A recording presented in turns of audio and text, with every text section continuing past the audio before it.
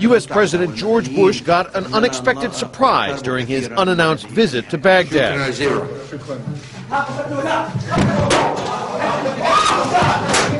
An Iraqi journalist threw his shoes at Bush, shouting, "Here is your goodbye kiss, dog."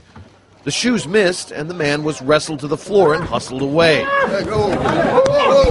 The incident took place during a press conference with Iraqi Prime Minister Nouri al-Maliki. Throwing shoes is a deep insult and traditional sign of disrespect and contempt in Arab culture. After the first Gulf War, Saddam Hussein had a mosaic of President George H.W. Bush placed on the ground outside Iraq's Al-Rashid Hotel, forcing patrons to step on his face to get inside.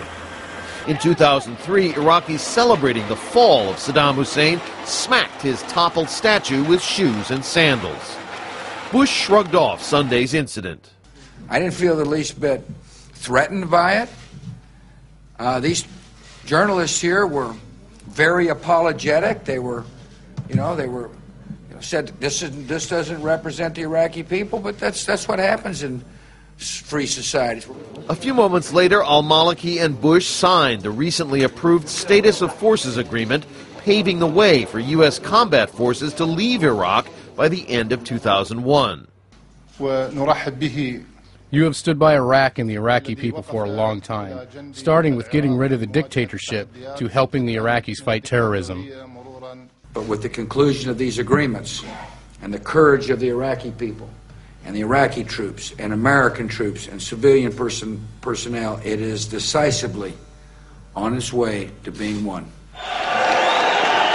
But over 140,000 U.S. troops remain in Iraq, more than 5 years after the invasion.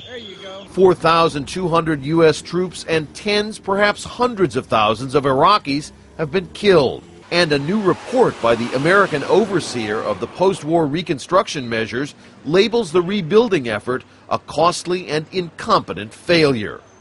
At the beginning of the war in Iraq, before Bush prematurely declared mission accomplished, administration officials confidently predicted American forces would be greeted with flowers and candy. Instead, in a bitter footnote to his deeply unpopular presidency, Bush leaves Iraq dodging insults and shoes. Rob Reynolds, Al Jazeera, Washington.